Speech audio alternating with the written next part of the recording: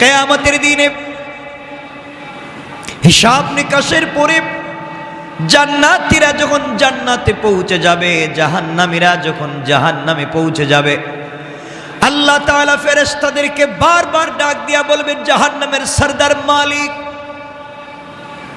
100 বছর হয়ে যাচ্ছে জাহান্নামের দরওয়াজা বন্ধ করে দিয়েছি, তুমি খুঁজে দেখো না জাহান্নামের ভিতরে আমার কোনো বান্দা আছেনি, যার ভিতর ঈমান ছিল, যার ভিতর ঈমান ছিল এমন কোন বান্দা আছে কিনা একটু দেখো। ফেরেশতা খুঁজতে থাকবে, জাহান্নামে কোথাও খুঁজে পাবেন আল্লাহ নাই, কাউকে খুঁজে পাচ্ছি না। আল্লাহ তাআলা বলবেন আবার দেখো। ফেরেশতা খুঁজতে খুঁজতে জাহান্নামের একেবারে নিচে গিয়ে, একেবারে নিচে, যার নিচে আর কিছু না এমন জায়গায় গিয়ে দেখবেন দুটা পাথরের চিপায় একটা রূহ পড়ে চিৎকার করে শুধু বলছে, ইয়া হান্নান, ইয়া হান্নান, ইয়া মান্নান, ইয়া হান্নান, ইয়া মান্নান। দুটা পাথরের চিপায় পড়ে চিৎকার করে ডাক দিচ্ছে জাহান্নামের নিচে। ফেরেশতা আল্লাহ তাআলাকে ডাক দিয়ে বলছেন, আল্লাহ তাআলা একটা রূহ চিৎকার করে করে ডাকছে। আল্লাহ বলবেন, এর অন্তরের ভিতরে সরিষার দানা পরিমাণ ঈমান ছিল, গুনাহ করেছে, নাফরমানি করেছে, আমার হক নষ্ট করেছে, আমি ক্ষমা করে দিয়েছি, তোমরা আমার বান্দাকে উঠাও, আমার বান্দাটাকে জাহান্নামের অতল গহ্বর থেকে উঠাইয়া জীবন নদীতে গোসল করাইয়া, পাক সাফ করাইয়া, হায়াতের সাগরে গোসল করাইয়া আমার বান্দাকে তোমরা জান্নাতের দিকে নিয়ে যাও। ওই সময় আল্লাহর বান্দা ডাক দিয়া বলবে, আল্লাহ তাআলা আমি আপনার জান্নাত চাই না, আপনি আমাকে জান্নাত দিবেন বলেছেন, আমি জান্নাত চাই না, আমাকে জাহান্নাম থেকে উঠাইয়া জাহান্নামের গর্তের পারে আমাকে রেখে দেন, জাহান্নামের গেট পর্যন্ত বসাইয়া দেন, আমাকে আর কিছু করা লাগবে না।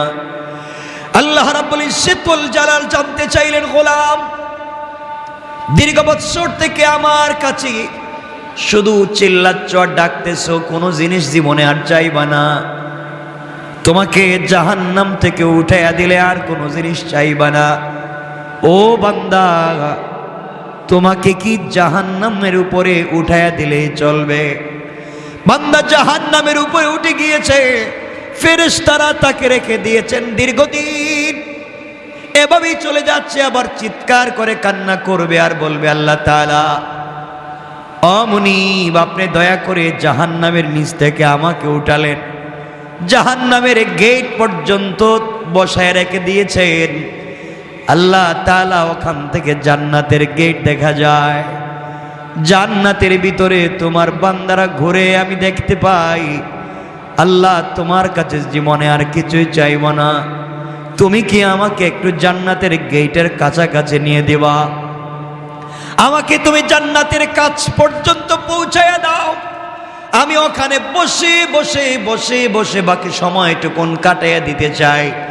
আল্লাহ তাআলা বলবেন, বান্দারে এটাই কিন্তু তোমার চাওয়া শেষ, আর চাইতে পারবা না, তোমার অন্তরের ভিতরে সরিষার দানা পরিমাণ নেক আমল ছিল, রব তোমাকে জাহান্নাম থেকে উঠে দিয়েছি, এরপরে তুমি চাইলা জান্নাতের কাছাকাছি গেট পর্যন্ত পৌঁছে দিলাম, যাও।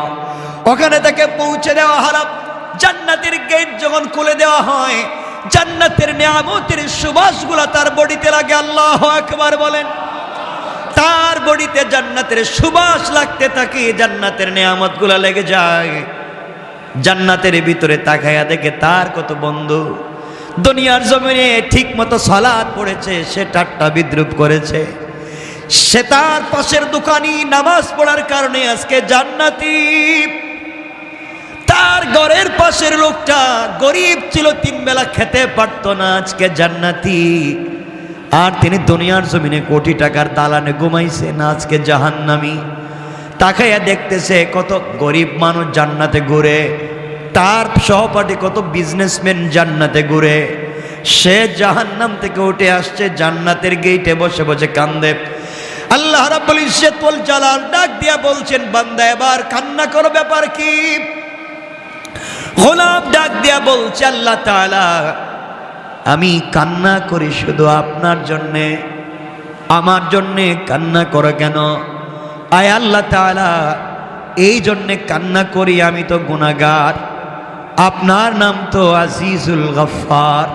আয় আল্লাহ তাআলা আপনি আমাকে জাহান্নাম থেকে উঠিয়ে দিয়েছেন, জান্নাতের গেট পর্যন্ত পৌঁছে দিয়েছেন। আয় আল্লাহ তাআলা এত কিছু আপনি আমাকে করে দিয়েছেন, আমি জীবনে আর কোনো জিনিস চাইব না। আল্লাহ রাব্বুল ইজ্জত ওয়াল জালাল বলছেন, তুমি তো বারবার বলতো চাইবা না, আবার চাও। এবার বান্দা বলছে, আল্লাহ তাআলা আমি তো গোলাম, আমি তো বারবার